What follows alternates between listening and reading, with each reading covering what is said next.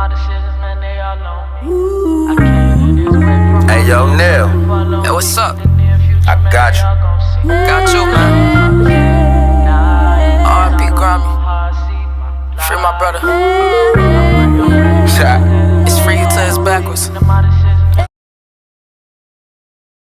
All right. Welcome to another day here in Las Vegas as we're getting ready for the another day, the final day of the Maui Invitational on the road with RSG at the Maui Invitational. This has been a great week of events, a lot going on. We also want to make sure that we thank our sponsors, our premier sponsors, Bowman Medical Group, offering comprehensive services to adults, adolescents, and couples all under one roof.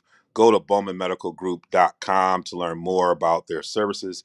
In My Match Development Group, building neighborhoods, supporting people, growing potential. We create interconnected communities. Go to mymatchdevelopmentgroup.com to learn more about how they're changing communities. This is great. You know, we're going to, like we did, yesterday, we want to get in our opening segment brought to us by Red Insurance Group. I had a chance to talk to the president, Maurice Red, earlier this morning. We'll be dropping a video with him. And so thank you again for all your support of our trip. But just want to start out with both of you. I'll start with you, Joy. Just overall kind of uh, thoughts about day two. That day two is that hump day. Where we learned a lot about teams. What are your overall thoughts? Well, all of my predictions went in the gutter. That's what happened to me. Johnny Davis killed all my predictions. St. Mary's knocked out Oregon, knocked him out so bad. Dana Altman said, I ain't doing no presser after the game. They still looking for him. Send out an APB. We in Vegas. We can get CSI. Call Grissom. He is MIA. CSI need to look for the MIA. He was out, not showing up at all. Did show up for the presser, boy. That's something else. Darnell, what were your overall views of day two? I think you're on mute. I think we learned some things. Just like Joy, some of my predictions did not go as planned. I mean, you, had, you had Houston. They came out flat. I know we talked in the press conference. We asked them, but how do you move forward after this game, and put this game behind us, and make sure we're not feeling ourselves after this last game.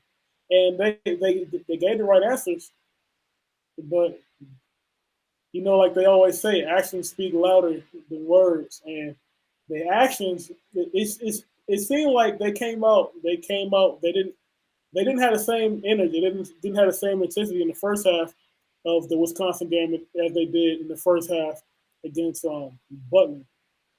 But shoot, in the second half they came and brought it. I mean, and they showed what they can do, but it's just too little, too late. You can't let yourself get in that big of a hole. But yeah, we learned some things like the St. Mary's. One thing we learned from this, I think, the general messaging as a whole is the value of experience, the value of having older veteran players on your team that that have been playing the game for a long time. They just have they have more layers to the game, and they just know how to play within themselves and within the system. That is true, because they were saying, a lot of the young teams, they still trying to figure stuff out. But St. Mary's been together forever and then some, so they know what their expectations are. That's why they've been pretty solid. But all of these other teams got young kids or new people coming in, so they're still trying to figure it out. What was that? Mike Bray, he's still trying to figure out playing time. Mm-hmm.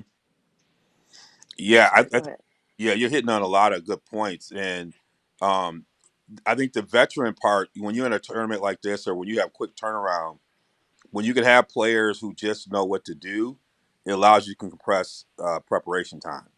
Um, when you're still teaching and developing, you just don't have that much time to correct it, and you got to hope that whatever you tell them sticks.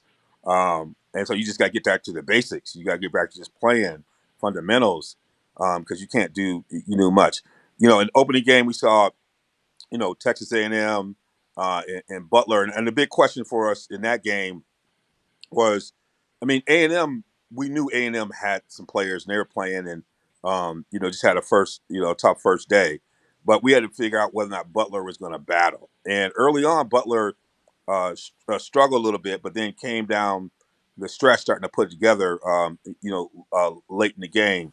I'll go you, Darnell, and then go to you, Joy. When you looked at Texas A&M Butler, you and I were sitting there looking at that game. Um, you know, if you're the coaching staff with Butler, what do you take away from that game? Trying to get into this third day. I mean, they started the game off faster than they did yesterday. I mean, well, 2 days ago now. But yeah. But that being said, their first half of the first game it's not typical. So sometimes you heard a regression to the mean. I think this is more of a progression to the mean. But yeah, they I think there are some things you can take away. Like you could say that they've made some steps, but then again, the second half. I mean, hey, but yeah, that's a tough one because the team is going down 0-2, and Yep. you gotta really push. How can we salvage this thing and get a win before we get out of here? Because nobody wants to go into a tournament and leave 0-3, but somebody has to do it. And, yeah. And we'll get more into that as we start to really analyze day three. I think you're on to something. Joy, when you're looking at Texas A&M and Butler, and that matchup yesterday, Texas A&M winning 57-50 over Butler. What did you draw from watching that game? Well, like Darnell said, Butler came out better, but they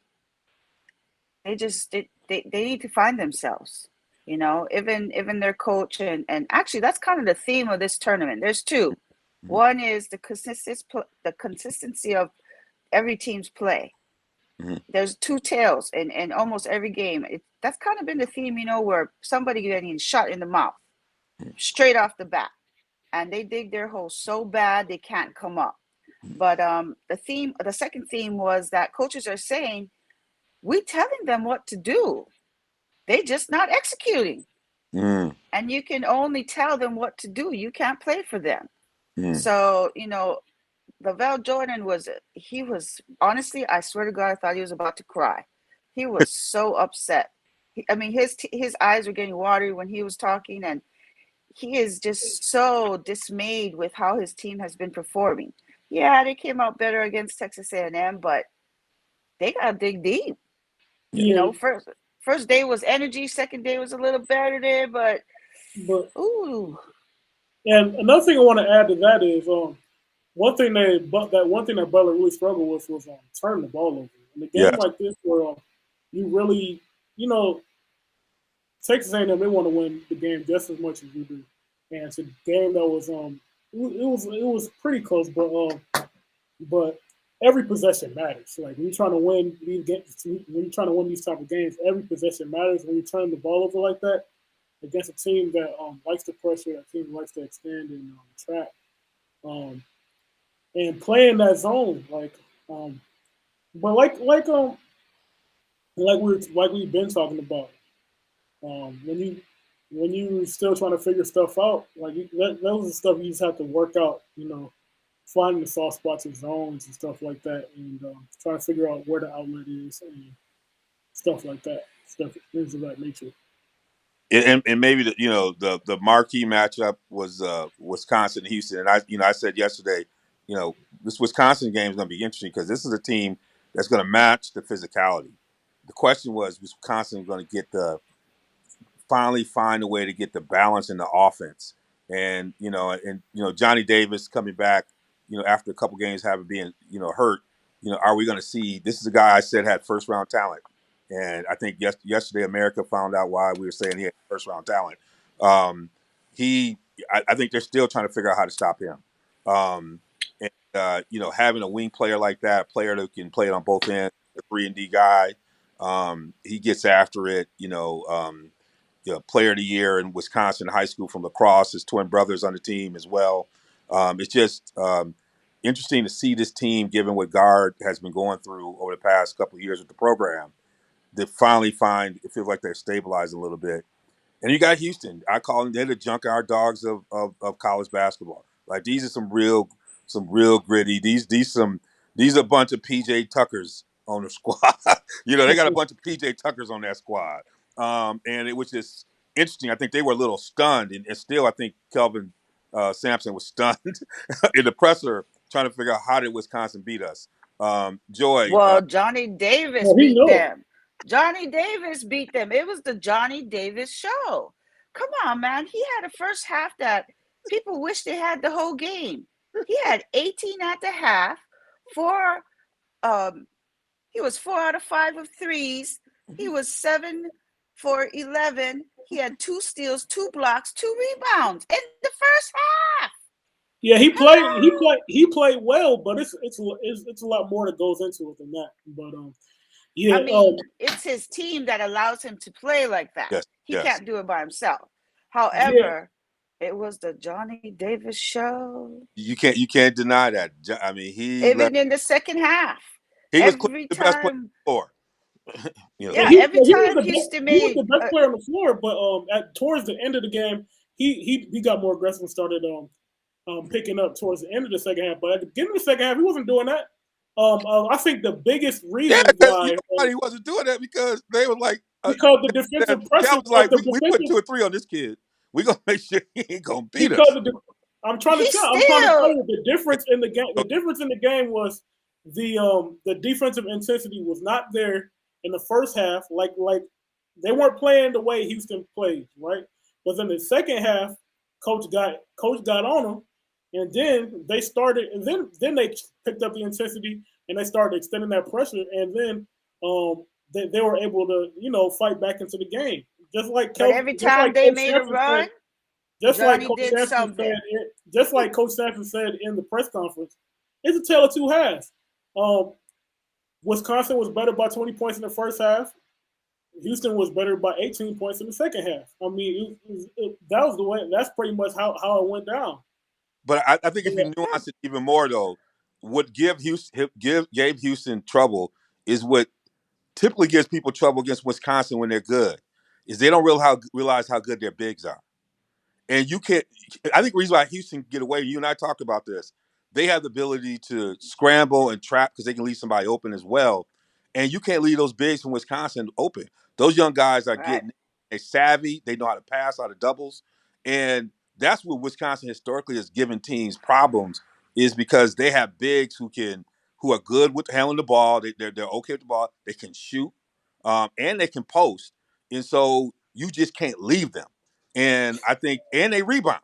And so it's one of those things where some of the things they can get away with defensively, they can't quite get away with Wisconsin. And then you got Brad Davison, which you can't get comes to the sidelines, middle of timeout, they're putting a gauze in his nose, and he's asking like what did they call a foul, and he runs back out there. I mean, he's leading them in rebounding. So there's a toughness and a grittiness.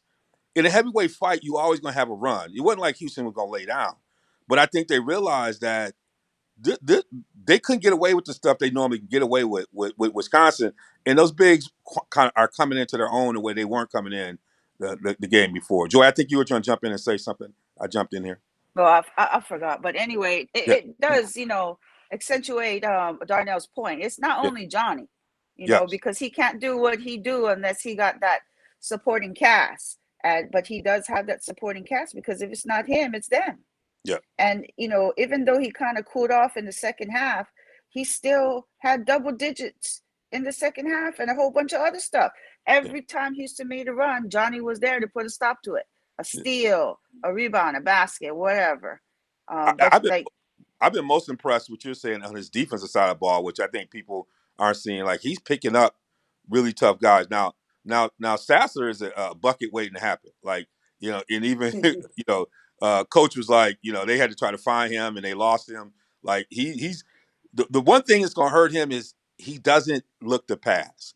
And a good teams when they can realize you're not gonna get the ball up, that can hurt you down the stretch against really good teams. Because at a certain point, he's got to add more assists in his game to open the game up a little more. Because when he's turning the corner, it's almost like he's going to go. And you can become a little bit more predictable.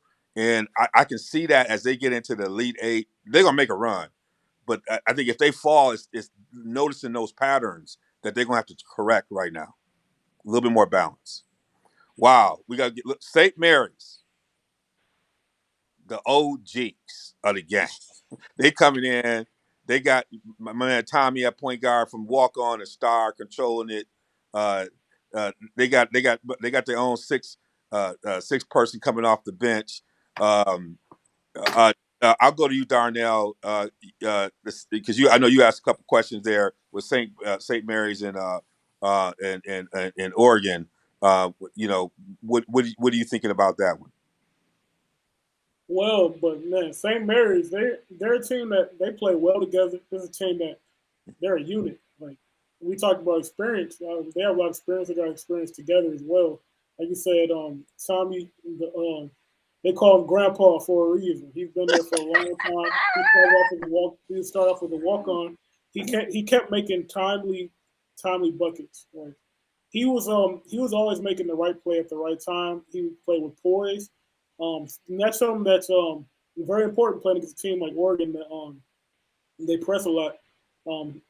They started extending it out more towards the end, but like usually they do that like the little soft press, but now they're pressing. But yeah, they did a good job of handling that. And on top of that, you got Daniel Fotu, of course, off the bench. He's been great this whole tournament.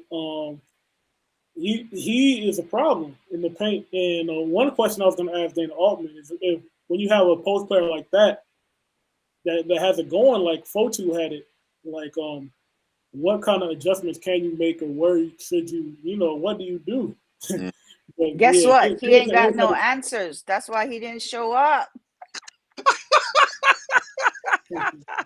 He would have said, if I knew, I would have made that adjustment.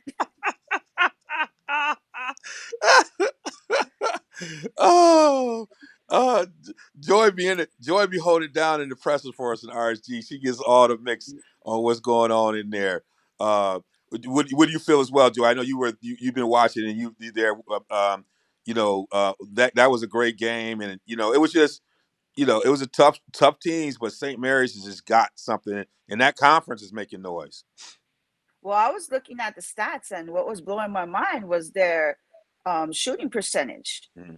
And, they finished the game with 52%.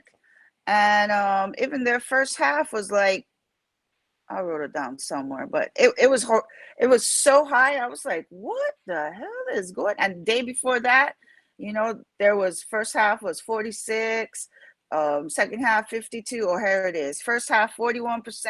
Second half, 59%. The shooting percentage for 3-point is like 71%. I was like, damn, like, how are they so efficient? So that was my question.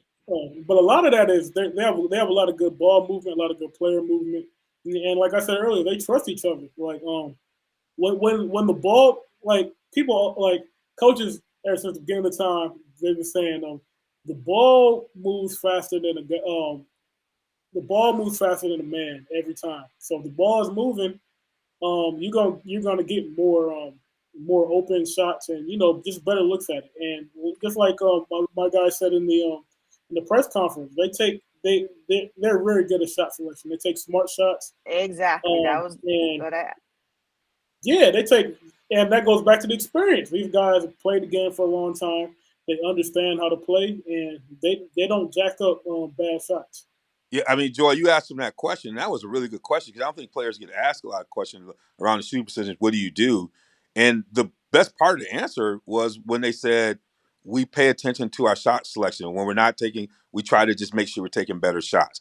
And that was such a nuanced answer that would come from a veteran squad, right? It felt like they were giving me a little seminar response. It was a really good response that most people don't take out, and most people don't pay attention. Like, we shoot better because we pay attention to not taking bad shots. And Yep. I think if you look at some of these other teams like Butler, I think part of the problem is that you don't understand what they're trying to do and who they're trying to get it to. You watch St. Mary's, you watch Wisconsin, you watch Houston, you know who they're trying to get and where people are supposed to be. Everybody has roles. I think that was one of the coaches said. It's clear with these teams, everybody knows, and you know where to get people the ball, and people know where to get their shots. And St. Oh, Mary's, I know what Butler trying to do. Butler, they trying to set screens and shoot threes. but that ain't gonna win. That's a coach who's coaching for a style. They live and they die by the three, and this tournament they've been dying by the three. But even with the three, but exactly, I don't think it's go. just the threes, because Yeah. they couldn't even get into rhythm. Yeah. So I don't even think like DEVON was saying, they don't even know who they are. I don't even think they're there yet because they don't know who they are.